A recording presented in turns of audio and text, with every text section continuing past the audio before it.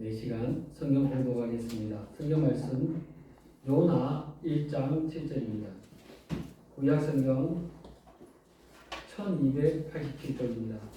요나 1장 7절입니다.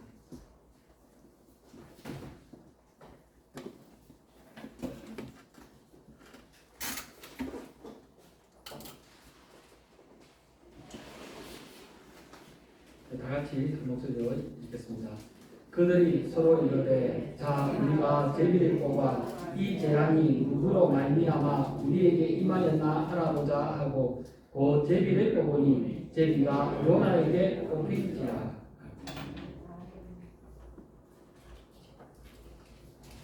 여러분 반갑습니다. 오늘은 요나 1장 7절의 말씀을 통해서 폭풍 속에서 제비 뽑기 이런 제목으로 말씀을 전하겠습니다. 제비 뽑기입니다. 여러분 뽑기 하면 어떤 생각이 듭니까? 뽑기는 그냥 운이고 우연이죠. 그래서 어쩌면 도박이나 아니면 큰 확률이 없는 행운을 기대할 때 뽑기를 합니다. 그리고 뽑기 하는 것 중에 우리가 많이 하는 게 복권입니다. 그런데 폭풍을 만났어요. 이제는 생명이 위태위태한 상황입니다. 그런데 지금 여기 모인 사람들이 뽑기를 하고 있다는 겁니다. 이 사람들이 처음부터 뽑기를 한 게 아닙니다. 제가 처음에 한 게 뭐냐면 폭풍을 만나고 나니까 열심히 노를 저으면서 폭풍에서 벗어나려고 애썼습니다. 그런데 자꾸 더 폭풍의 중앙으로 휩쓸려 가는 걸 발견했습니다. 그래서 그 다음에는 각자 자기 신에게 부르짖었습니다. 그래서 어떤 사람은 자기 그 해양 신에게 부르짖고, 어떤 사람은 내륙의 신에게, 어떤 사람은 농사를 짓는다고 하는 신에게, 어떤 사람은 풍요를 준다고 하는 신에게 부르짖어 맞기도 합니다. 아무도 응답을 안 해요.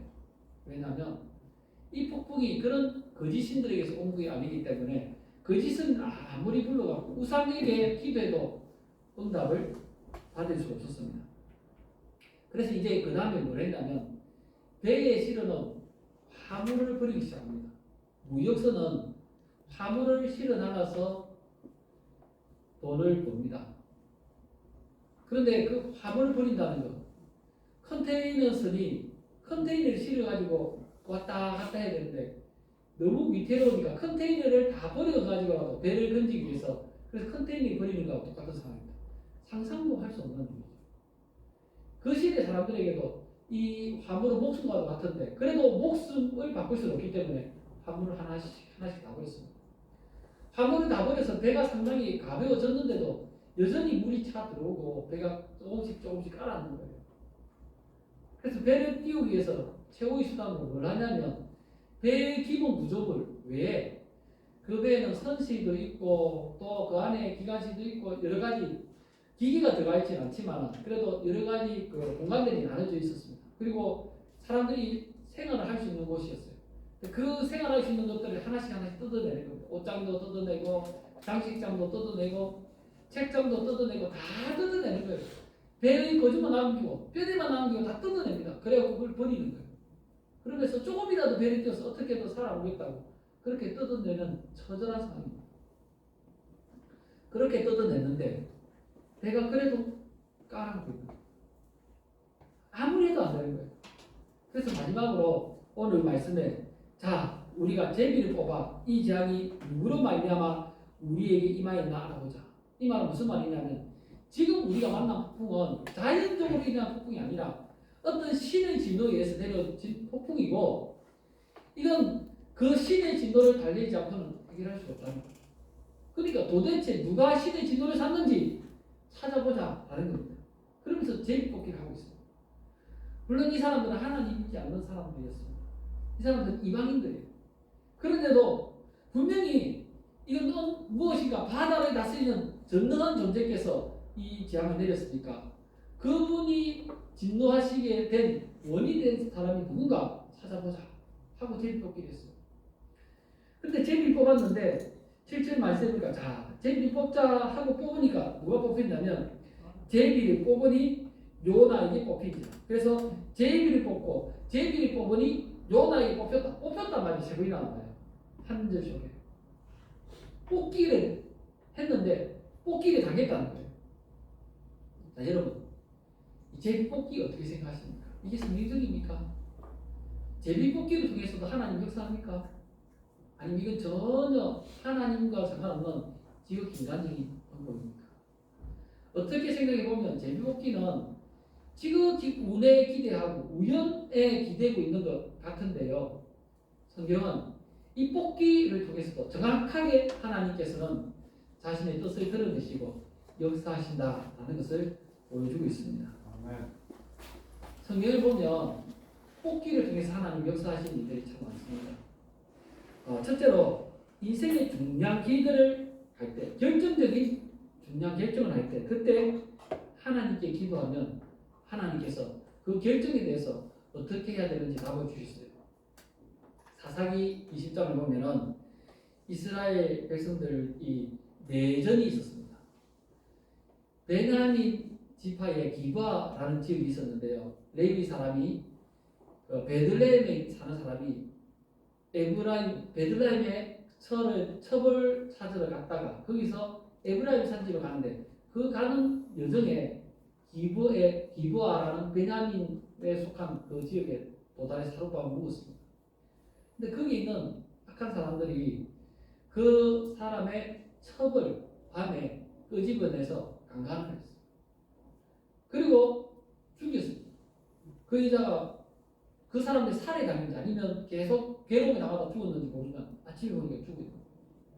그래서 이 여인이 죽음을 온 이스라엘에 알리면서 그러면서 이거 어떻게 하면 좋겠냐 했더니 이스라엘 사람들이 다 모여서 이런 우리 땅에서 있을 수 없다.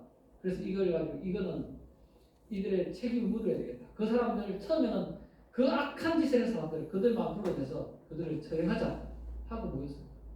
그런데 베냐민 사람들이 무슨 말이냐, 우리 지파 사람들이 누가 건드린단 말이냐, 이걸 감사하면서 내주지 않는 거예요. 그래서 그 사람들을 처벌하지 않으면, 악을 처벌하지 않으면 안 되겠다 생각해서 이걸 가지고 전쟁을 해야겠다 생각하고 하나님 앞에 기도를 합니다. 하나님, 우리들이 이렇게 모이는데 우리 하나님 백성들 중에 이런 악이 있었습니다. 이건 절대 용납할 수 없겠는데 누가 먼저 올라가겠습니까? 자, 이 누가 먼저 올라간다는 말 속에는 그래도 베냐민 지파를 아끼는 마음이 굉장히 많이 녹아 있습니다. 왜냐하면 이스라엘 12지파가 한 지파를 대상으로 싸우는데 12지파가 동원돼 가지고 한 10배 이상 되는 병력이 동시에 들이치면 그 사람들이 다 죽잖아요. 그렇게 하지 않기 위해서 누구를 앞장세우겠다는 것은 그래도 비슷한 숫자를 가서 그래서 그들이 조금 싸우다가 지치면 돌이키고 항복할 수 있는 기회를 주고자 하는 거예요. 그래서 유다지파가 제비가 뽑혔고 유다지파가 앞서 전쟁을 했습니다. 그런데 그날 전투에서 유다지파가 패했습니다. 그리고 사람이 2만 명 이상 죽었어요. 그래서 그 밤에 사람들이 모여서 막 통곡을 하면서 하나님께 다시 기도합니다. 어떻게 이런 일이 있을 수 있습니까? 하나님 하면서 그래 이렇게 우리 백성들이 많이 죽었는데 또 올라가야 됩니까? 또 전쟁하러 가야 됩니까? 하고 물었더니 기도 응답이 왔습니다. 올라가라. 그래서 울면서 밤새 기도하다가 그 다음날 또 이제 형제들하고 싸워야 되니까 안타까운 마음으로 또 갔어요. 그래서 전쟁을 했습니다. 그랬더니 그 다음날에 또 18,000명 사람이 죽었습니다. 진짜 기가 막힌 거죠. 그러니까 이제는 자꾸 하나님의 거룩을 세우기 위해서 전쟁을 했는데 자꾸 백성들이 죽어나가니까 하나님 우리가 전쟁 이거 해야 됩니까? 이 전쟁은 우리가 잘못 시작한 거 아닙니까? 이거 전쟁할까요? 말까요? 이렇게 물었습니다. 그렇게 물었더니 하나님이 그 세 번째 전쟁을 하기 전에 이렇게 응답하셨습니다. 올라가라. 그래놓고 내일은 내가 그를 내 손에 넘겨주리라. 그래서 베냐민 지파하고 이스라엘 전체하고 전쟁을 하는데요. 그 마지막 전투에서 승리합니다. 그래서 베냐민 지파의 많은 사람들이 그때 죽었어요. 단지 악을 행했던 사람들이 아니라 그들을 보호하던 많은 사람들이 죽고 그리고 베냐민 지파의 숫자가 갑자기 확 줄었습니다. 왜냐하면 내전에 의해서 대부분 사람이 죽어버렸기 때문입니다. 자, 중요한 거는 이렇게 전쟁을 하는데 첫째 날에도 하나님 우리 전쟁할까요 말까요? 누가 먼저 올라갑니까? 하고 기도했더니 유다 지파가 올라가라. 또 전쟁을 하나님 뜻에 전쟁했다고 했는데 전쟁에서 피하니까 하나님 우리 전쟁을 올라갈까요? 그러니까 올라가라. 그래서 또 전쟁을 했는데 또 졌어요. 그래서 이제 또 하나님께 기도합니다. 이번에 울면서 기도하는데 하나님 우리 진짜 전쟁해야 됩니까? 이제 전쟁 안 하면 안 됩니까? 그러니까 하나님께서 올라가라. 내일은 승리하게 될 거다. 하나님 어떻게 하면 됩니까? 라고 물었는데요. 첫 번째는 유다 지파를 뽑게 하고 두 번째는 올라가라고 하고 세 번째는 올라가라. 내일은 그들을 너희 손에 붙여주겠다. 대답이 다 다르잖아요. 우연히 뽑기를 한 것 같은데 하나님은 그냥 우연히 대답하자고요. 정확하게 그때 그 상황에 가장 적절한 대답을 주시면서 그것이 하나님이 하시는 일 깨닫게 하는 겁니다. 여러분 이게 우리가 당한 상황들하고 똑같습니다. 지금 이 세계에 일어나는 이런 일들이 과거에 언제 있었습니까? 지금 불과 2년 전에 코로나가 시작되어서 2, 3년 전에 코로나 시작됐을 때 코로나로 굉장히 많은 사람이 죽었습니다. 근데 코로나 끝나고 나서 지금 이제 코로나가 여전히 진행 중인데 러시아와 우크라이나 전쟁 그 전쟁으로 굉장히 많은 사람들이 아주 잔인한 방법으로 굉장히 많이 죽었습니다. 지금도 죽어나갑니다. 그런데 그게 끝이 아니에요. 러시아와 우크라이나가 전 세계에서 곡창지대로 곡식을 많이 재배하는 전 세계에서 상당히 많은 부분을 차지하는 그런 나라들입니다. 근데 그런 나라들이 농사를 지어야 되는데 지금 전쟁을 하고 있습니다. 그리고 기상이변으로 전 세계에서도 굉장히 많은 나라들이 농사가 올해 잘 안 되고 있어요. 그래서 이미 곡식이 좀 모자랍니다. 많이 모자란 게 아니라 조금 모자라요. 그래도 평소에는 좀 남을 정도는 되는데 이제는 좀 모자랍니다. 그래도 아껴 먹으면 다 같이 전 세계 사람들이 그래도 먹으면 살 수 있는 정도가 돼요. 그런데 사람들이 이기심이 어떤지 압니까? 곡식이 모자라기 시작하니까 너도 나도 곡식은 반품할 수 없다. 수출 금지 이렇게 명령을 내렸습니다. 그래서 문을 걸어 잠그기 시작했습니다. 이렇게 걸어 잠그면 좀 부유한 나라들은 그래도 좀 비싸게 사 먹으면 돼요. 그런데 그렇게 비싸게 사 먹을 돈이 없는 나라들은 어떻게 되겠습니까? 결국 피해는 돈 없고 가난한 나라들에게는 아예 곡식이 돌아가지 않는 겁니다. 그리고 돈이 많은 나라들은 먹을 만큼만 사면 되는데 혹시 있을 위험에 대비해서 더 많이 사버리는 거예요. 그러다 보니까 처음에는 10% 모자랐던 게 이제는 가난한 사람들이 20%, 30%, 50%가 모자라고 수많은 사람들이 이제 굶어 죽게 생겼습니다. 이 곡식이 채워질 방법이 없어요. 이런 이들을 생각할 때 이게 우연히 된 것이 아니다. 이런 이들 배후에 하나님이 손이 역사하고 있다라는 사실을 깨달아야 합니다. 또 하나님은 이 뽑기를 할 때 언제 뽑기를 하냐면 죄를 드러낼 때 뽑기를 하게 만드십니다. 여호수아를 읽다가 보면 이스라엘이 여리고와 전쟁을 했습니다. 여리고 성을 점령하는 전쟁을 했는데요. 그 전쟁에서는 한 사람도 죽지 않았어요. 그런데 여리고 성은 큰 성인데 큰 성을 한 명도 죽지 않고 점령을 했는데 그 다음에 아이성이라고 아주 작은 성입니다.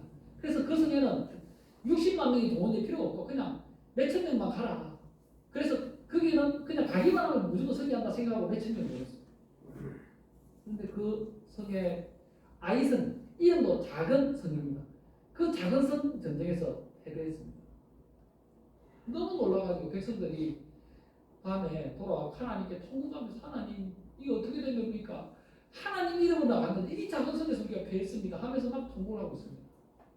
그런데 하나님께서 그렇게 통곡하고 있는 백성들에게 말씀 주시는데요. 너희들 중에 너희들이 바친 물건을 취한 사람이 있어가지고 바쳐졌다. 하나님께 제물이 되었다. 제물이 되었기 때문에 제를 지었기 때문에 전쟁에서 이길 수 없었다. 그 바쳐진 물건을 제거해야 된다. 다른 말씀을 주셨습니다. 그런데 여러분 전쟁에 참여했던 사람 여리고 성의 전투에 참여했던 사람이 몇 명이냐면 60만 명이 넘어요. 병사 숫자가 60만 명이 넘어요. 60만 5천 명 정도 됩니다. 60만 5천 명 정도 되는 사람이 동원되었는데 그 중에 한 명을 어떻게 찾아냅니까? 한번 상식적으로 생각해 보세요. 찾을 방법이 없는 거예요. 그 사람이 도둑이라도 그게 누군지 어떻게 찾습니까? 그래서 이걸 가지고 난감해하고 있는데 이스라엘 백성들은 하나님께서 알려주신다 생각하고 제비 뽑기를 했습니다. 자, 처음에는 어떻게 뽑습니까? 12지파 대표를 한 명씩 세워놓고 12명을 세워놓고 뽑기를 했어요. 12지파 이름을 가지고 뽑았는데 유다지파 뽑혔어요. 또 유다지파에 그럼 족속이 또 있습니다. 여러 족속들, 몇십 족속들을 이름을 내놓고 또 유다지파만 다 모아 그 대표들 모아놓고 또 뽑았습니다. 그렇게 뽑았더니 세라 족속이 뽑혔습니다. 세라 족속이 뽑혔으니까 또 이제는 세라 족속의 가족들, 이제 대가족들을 다 모아놓고 대표들 모아놓고 또 뽑기를 했습니다. 그랬더니 삽디가 뽑혔어요. 또 삽디가 뽑혔으니까 삽디 집안에 그 집안에 그 아들들과 손자들, 증손자들 다 모아놓고 남자들 모아놓고 뽑기를 했습니다. 그랬더니 갈미가 뽑혔고요. 갈미의 집에서 아간이 뽑혔어요. 60만 명이 넘는 사람들 중에서 이런 단계를 거치면서 뽑기를 하고 또 뽑기를 하고 또 뽑기를 하고 또 뽑기를 했습니다. 이게 연속으로 맞은 확률이 어떻게 됩니까? 이건 그냥 우연해서 절대로 될 수 없는 일입니다. 그런데 신기하게 뽑고 뽑았더니 한 명이 딱 지정이 됐어요. 아간이에요. 그래서 아간에게 물었습니다. 네가 도대체 뭘 했는데 이런 일이 일어났냐 하고 말했더니 아간이 내가 그 성에 들어가서 하나님께 그 성에 있는 건 사람이든 집성이든 다 죽이고 다 불살라버리고 하나도 남기지 마라. 그렇게 명령하셨는데 욕심이 나고 금도 금덩이도 하나 취하고 은도 돈을 좀 취하고 그리고 외투도 좋은 거 있어서 그것도 숨겨갖고 숨겨놨다는 거예요. 그랬더니 그 말을 실토하는 거예요. 그래서 아간을 사람들이 데려가서 아간을 그 아골 골짜기란 그곳에 데려가서 사람들이 돌을 던져서 돌에 맞아서 죽었어요. 그리고 아간이 훔쳤던 걸 다 불살라버리고 완전히 제거해버렸어요. 여러분, 하나님이 뽑기를 통해서 우연인 것 같은데 계속해서 연속적으로 점점 범위를 좁혀가면서 누군가 표적을 향해서 가고 있습니다. 이게 누구를 향해서 가는 거냐면 바로 하나님께 금지한 사람들, 아니면 하나님께서 의도한 어떤 의도를 따르지 못한 사람들, 아니면 하나님께서 어떤 일을 하려고 하는데 그 의도에 합당한 사람, 하나님의 그 뜻을 가지고 우연히 계속 반복되는 거예요. 그래서 이게 우연히 일어난 게 아니라 사실 하나님의 손길이 이렇게 일어나고 있다라는 사실을 깨달아야 하는 겁니다. 지금 우리도 마찬가지입니다. 지금 세계에 일어난 일들이 바로 하나님의 손길이에요. 그럼 이렇게 사람이 많이 죽어가는데 아이고 내가 좀 이제 어떻게 살아야 될까? 이 경제가 이거를 어떻게 하면 되나? 대통령이 국정을 어떻게 운영하면 되겠냐? 이런 것만 고민할 게 아니라 지금 수많은 사람들이 죽어가고 있습니다. 그게 바로 우리 죄 때문입니다. 그래서 이걸 바라보면서 하나님, 내가 하나님 앞에 잘못했어. 우리의 죄악 때문에 이런 일이 일어났습니다. 인상이 여겨주소서 라고 기도해야 하는 겁니다. 사실 우리는 이게 왜 일어나는지 알잖아요. 뽑기를 할 때 누가 뽑혔습니까? 요나가 뽑혔어요. 이게 누구 때문에 일어났냐면 요나 때문에 일어났습니다. 그 배에 많은 사람들이 타고 있었습니다. 그런데 그들 중에 어떤 사람에게 하나님 관심이 없었어요. 하나님이 부르신 한 사람, 하나님의 사람이 어떻게 하는가에 관심이 많았습니다. 그게 바로 요나였어요. 이 세계에 엄청난 재앙이 있는데 지금뿐 아니라 과거에도 죄가 가득했었습니다. 그런데 하나님이 유독 지금 이 몇 년간 이렇게 엄청난 일들을 일으키시면서 고통스럽게 하고 눈물을 흘리게 하고 이걸 가지고 좌절하게 만드시는 이유는 하나님 백성들이 하나님 앞에서 바로 역할을 감당하지 못하기 때문이라는 사실 깨달아야 합니다. 폭풍을 만날 때 요나는 뭐라고 했었냐면 배 밑에서 잠을 잤어요. 근데 유일하게 그 배에서 잠자고 있는 사람이 한 명밖에 없었어요. 요나. 다른 사람들은 배를 살리겠다고, 배에 있는 사람들이라도 살리겠다고 물건을 버리고 배에 있는 것들을 하나씩 나무 조각에 뜯어내서 버리기 시작하고, 그리고 각각 자기 신에게 살려달라고 온갖 괴성을 지르면서 부르짖고 그렇게 했는데 요나는 잠을 잤다. 하나님 백성들이 하나님께 기도해야 될 때 기도하지 않고 잠자고, 하나님이 말씀이 임하는데 그걸 깨닫지 못하고 그거는 나와 상관없는 거라고 생각하고 있으면 이 상황은 절대 해결되지가 않습니다. 그래서 많은 사람들이 노력을 했는데 점점 상황이 안 좋아지는 거예요. 그러면 우연히 일어난 게 아니고 자연적으로는 이런 일이 이렇게 연속적으로 일어날 수 없는데 그런 일이 일어난다면 하나님이시다. 그리고 하나님이시라면 하나님의 뜻이 있으시다. 이 사실을 알아야 됩니다. 그래서 여러분 지금 우리에게 일어나는 일들을 바라보면서 이런 일들 배우에 하나님이 뭔가 나에게 뭔가 우리에게 원하시는 것이 있다. 그리고 그게 뭔지 우리가 각자 질문해 보면서 하나님 내가 뭘 하면 이 상황이 좀 보존될 수 있겠습니까? 그리고 이렇게 어려운 상황에서 이렇게 고통당하는 사람이 많고 죽어가는 사람이 많은 상황에서 내가 뭘 하면 되겠습니까? 우리가 이렇게 한번 질문해 봐야 될 겁니다. 또 하나님은 언제 뽑기를 사용하시냐면 사람을 세울 때 뽑기를 사용합니다. 신약에 보면 12사도 중에 가룟 유다가 죽고 나서 그 다음에 또 다른 사도를 세울 때 그때 보면 뽑기를 통해서 세웁니다. 그래서 뽑기를 통해서 또 다른 제자를 한 명 세워서 그 부족한 제자의 숫자를 충원합니다. 또 이렇게 뽑기하는 게 하나님의 그 지도자를 세울 때, 또 제사장을 세울 때, 어떤 리더를 세울 때, 직분자를 세울 때도 마찬가지입니다. 사무엘상에 보면 사울을 세우는 지도자로 세우는 장면이 나옵니다. 근데 사울을 지도자로 세우기 전에 사울이 사무엘을 찾아갔어요. 아버지 잃어버린 나귀를 찾다가 못 찾으니까 선지자에게 물어보러 갔더니 그때 나귀가 어디 있습니까? 묻는 그 사울에게 사무엘이 기를 부어서 네가 이스라엘 왕이 될 거다 하면서 기를 부었습니다. 그리고 나서 얼마 뒤에 미스바에서 온 이스라엘 백성들이 모였습니다. 백성들이 이 사실을 몰라요. 그리고 우리에게 왕을 세워달라고 합니다. 그랬더니 그러면 뽑기를 하자 하고 뽑기를 했습니다. 이미 사울에게 기를 부은 상태입니다. 근데 사울을 뽑는 게 아니고요. 그런데도 그건 전혀 없었던 일처럼 그냥 뽑기를 합니다. 온 백성들을 모아놓고 수십만 명이 모이는데 우선 지파를 뽑습니다. 지파를 뽑았더니 베냐민 지파가 뽑혔습니다. 베냐민 지파가 뽑혔는데요. 또 베냐민 지파를 가지고 또 뽑기를 했더니 마들이 가지고 뽑혔어요. 또 마들이 가지고 또 뽑기를 했더니 기스 집이 뽑혔습니다. 그 기스의 아들 또 아들들로 뽑기를 하니까 사울이 뽑혔어요. 바로 얼마 전에 사무엘 선지자가 하나님의 명에서 기름을 부었던 그 사람이 또 뽑힌 거예요. 그 사람이 이스라엘 첫 번째 왕입니다. 이런 일이 우연히 일어날 수 있습니까? 절대 우연이 아닙니다. 이것은 하나님께서 필연적으로 확실하게 일하고 계신다는 것을 보여주기 위해서 반복해서 불가능한 일들을 계속해서 해내시는 겁니다. 그렇게 어려운 일들을 계속해서 하시는 것은 그게 바로 하나님이 하셨다라는 것을 알려주고 있는 겁니다. 또 언제 제비 뽑냐면 뭔가 이것을 해야 됩니까? 말아야 됩니까? 예스입니까? 노입니까? 하나님께 물을 때 그때도 제비 뽑기를 했습니다.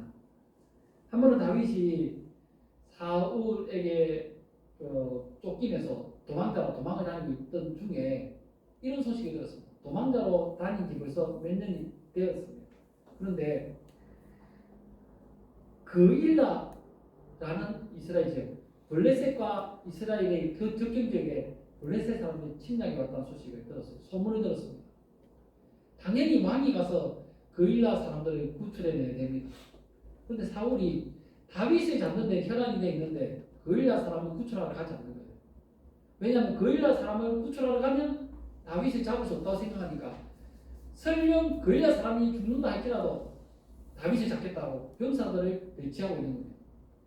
그런 상황에서 다윗이 가슴이 너무 아픈 거예요. 그래서 하나님께 기도했습니다. 하나님, 그일라 사람들이 지금 적군의 침략을 받아서 저렇게 사육을 당하는데 왕은 백성을 구출하러 가지 않습니다. 어떻게 하면 되겠습니까? 저라도 갈까요? 하고 기도했습니다. 그랬더니 그 소리 듣고 다윗의 수하들이 반대를 합니다. 절대 안 됩니다. 지금 우리가 다윗을 잡겠다고 병사들을 딱 포진해놓고 매복하고 기다리고 있는데 거기 가면 우리 죽습니다. 절대 안 됩니다. 하고 반대하는데 다윗이 기도하니까 하나님이 가라. 네가 그들을 구출해내라. 라고 말했어요. 그래서 다윗이 거기 갔습니다. 거기 가서 전쟁을 했는데요. 진짜로. 다윗을 쫓기는 소수의 병력이었는데 그 소수의 병력으로 왕이 가서 구출하지 않은 그 사람들을 구출해냈습니다. 이후에도 다윗은 전쟁을 할 때마다 계속해서 승리했어요. 그리고 역대기에 보면은 다윗의 그 승리 비결에 대해서 소개하면서 이렇게 소개합니다. 만군의 하나님 여호와께서 함께하시니 다윗이 점점 강성하여 집니다.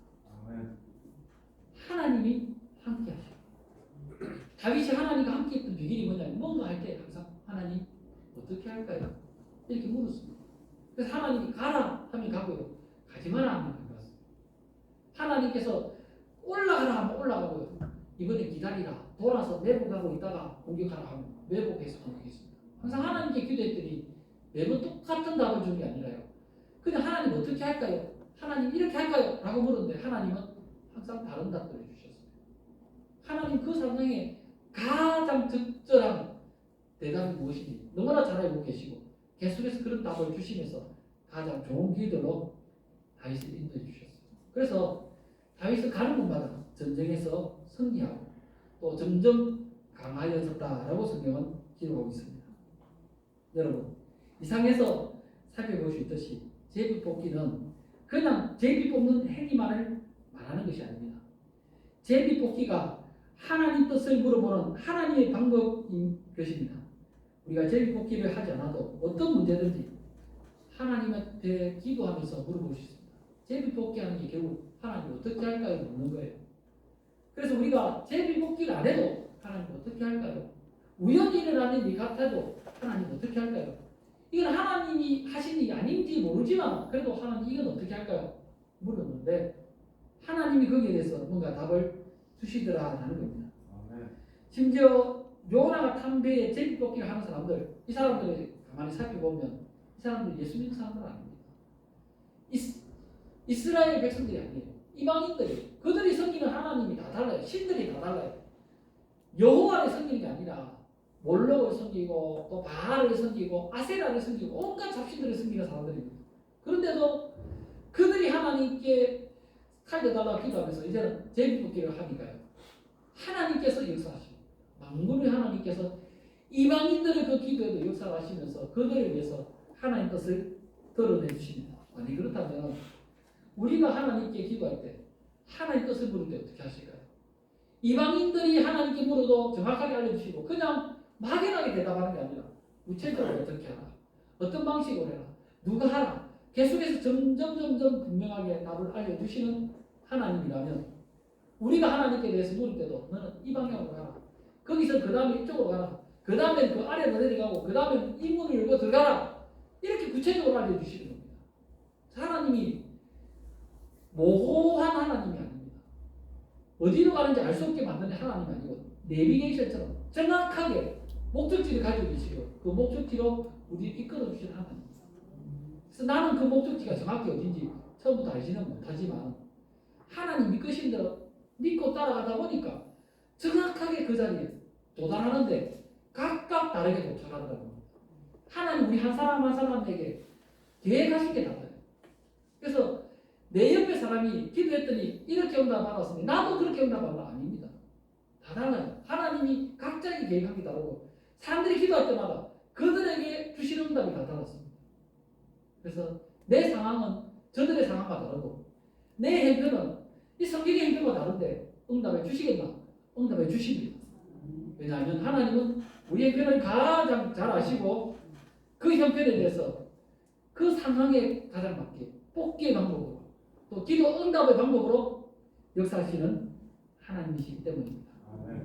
그래서 이 요나의 잠자고 있는 상황에서 제일 뽑기를 했더니 요나가 뽑히는 이런 일들을 바라보면서 우리가 깨달아야 될 것은 우리 인생의 길들, 우리의 문제에 대해서 그 문제와 그 인생의 길들을 인도하시는 분이 누구신가? 바로 하나님이시다라는 사실을 알아야 됩니다. 사실 요나 1장 1절에서 7절까지 우리는 지금 7절밖에 읽지 않았습니다. 그동안 7절에 다뤘어요. 그런데 이 짧은 절 속에서도 계속해서 하나님이 인도하심을 나타납니다. 1절에서 보면은 여호와의 말씀이 아미떼의 아들 요나에게 임하니라. 여기 보면 말씀이 임했다는 건 요나가 하나님의 특별한 일을 위해서 선지자로 세움을 받았다는 거고요. 그리고 하나님께서 요나에게 특별한 메시지를 주셨다는 거예요. 이렇게 하나님께서 뽑기를 하듯이 역사를 하고 2절에서는 또 하나님 뜻을 이룰 수 있도록 사명을 주시는데요. 2절에 보니까 너는 일어나 저 큰 성읍 니느웨로 가서 그것을 향해 외치라. 모호한 게 아닙니다. 구체적으로 무엇을 해야 되는지 알려줍니다. 그리고 왜 그렇게 해야 되는지도 알려주셨어요. 2절 하반절에 보니까 그 악독이 내 앞에 상당히 되었습니다. 또 폭풍의 환경을 통해서도 하나님이 인도하십니다. 4절에 요나가 하나님의 얼굴 피해서 도망갈 때 여호와께서 큰 바람을 바다 위에 내리시며 바다 가운데 큰 폭풍이 일어나 배가 거의 깨어지게 되죠. 폭풍도 하나님이 하셨다고 합니다. 그 다음 6절에 가니까 선장이 그에게 가서 이르되 자는 자여 어찌냐 일어나 내 하나님께 구하라. 이 말이 일어나 내 하나님께 구하라 이 말이 바로 일어나 니느웨에 가서 외치라 그 말을 반복하고 있는 거예요. 그래서 선장은 하나님 믿는 사람도 아닌데 그 전혀 알지 못하는 사람 요나의 사정을 알지 못하고 요나가 어떤 사람인지 어떤 민족인지 무엇을 하는 사람인지도 모르는 사람이 말하는 그 말을 통해서도 하나님은 그 사람의 입으로 하나님 말씀을 들려주고 있는 거예요. 우연히 그 사람이 말했는데 그런데 나는 그 말 속에서 하나님 말씀을 들리는 거예요. 이게 하나님이 하시는 겁니다. 또 하나님께서 어떻게 역사합니까? 7절에서 제비 뽑기를 했습니다. 이방인들이 뽑기를 했어요. 그냥 운에 맡긴 겁니다. 누군가 책임을 지고 희생을 해야 되겠기에 그렇게 뽑기를 했습니다. 그런데 놀랍게도 바로 그 요나가 뽑힌 거예요. 하나님께서 그렇게 역사하십니다. 그래서 짧은 절들 속에서 한 절 한 절을 살펴보니까 계속해서 하나님이 하시고 하나님이 하시고 하나님이 하시는 것을 드러내고 있습니다. 우리 주변에 여러 가지 일이 참 많습니다. 그런데 그 일들을 바라보면서 그게 우연이다라고 생각하면 나와 아무 상관이 없고요. 그리고 하나님과는 상관없는 일들입니다. 그런데 요나가 그렇게 생각할 때 문제가 계속해서 어려워지고 계속해서 꼬여지고 배의 상황은 점점 나빠졌어요. 결국 이 문제가 해결되는 순간에는 요나가 하나님께 내 잘못입니다. 나를 제물로 드리십시오. 라면서 자기 죄를 실토하고 하나님께 항복하니까 그제서야 그 문제가 풀리기 시작했습니다. 우리 주변에 일어나는 일들 하나님 백성들이 회개하지 않고 하나님 백성들이 잡아가지 않고 금식하지 않고 이 문제를 두고서 아파하지 않으면서 그냥 시간이 지나면 해결되겠지라고 생각하고 있었는데 점점 상황이 어려워집니다. 이렇게 힘든 일들이 계속해서 일어나는 게 뭔가 내가 활동을 하라고 뭔가 역할을 감당하라고 내게도 뭔가 사명을 주시는 거예요. 그런데 그 사명을 외면하면서 내가 살기도 힘든데 요나는 밤새 걸어서 요바에 도착해서 그 배를 탔어요. 너무 피곤해서 잠을 자고 있었어요. 내 육신도 피곤한데 배가 빠지든지 말든지 소원들이 알아서 하겠지. 얼마든지 변명할 수 있습니다. 근데 하나님은 그걸 용납하지 않으십니다. 여러분 우리 힘들 수도 있어요. 피곤할 수도 있어요. 우리 상황이 절망적일 수도 있습니다. 그럼에도 불구하고 하나님은 여전히 우리에게 바로 너희가 하나님께 기도하고 너희가 하나님과 동행해야 되고 너희가 하나님 손에 붙들려야 되고 너희가 하나님의 손에 역사하신 걸 경배해야 된다. 이렇게 요구하고 계십니다. 바로 우리가 하나님 일을 할 사람들입니다. 여러분 우리가 최근 20-30년을 바라볼 때 지금처럼 이렇게 전 세계가 동시에 힘든 적이 있었습니까? 없었던 것 같습니다. 세계대전이 1차 세계대전, 2차 세계대전이 있고 나서부터 그 이후로 정말 오랫동안 큰 어려움 없이 지내왔습니다. 그런데 지금은 그때만큼이나 어쩌면 그때보다 더 힘듭니다. 전쟁하는 나라가 힘든 게 아니라 모든 나라들이 다 힘들어요. 계시록에 말한 것처럼 온 세계가 하나의 재앙이 끝나면 그보다 더 강력한 재앙이 내리고 그 다음에 더 강력한 재앙이 내리면서 끝까지 회개할 때까지 항복할 때까지 징계하시는 하나님의 손길이 우리에게 임한 것 같습니다. 이런 일들을 바라볼 때 우리 하나님께 하나님 내 잘못입니다. 내가 할 일을 알려주시오. 우리의 이 상황들을 벗어나게 해주시오. 하나님 구원하여 주시옵소서. 우리가 그렇게 기도하며 나갈 때 그때 진정한 하나님의 손을 경험하게 될 것이고 우리가 살아가는 진정한 의미, 목적들을 발견하게 될 것입니다. 그때 우리의 이런 고백을 받으시면서 만군의 여호와께서 나와 함께 하시니 내가 점점 강성하여 지니라. 이런 고백이 나오게 될 것입니다. 이런 은혜가 우리 모두에게 충만하시기를 기도합니다.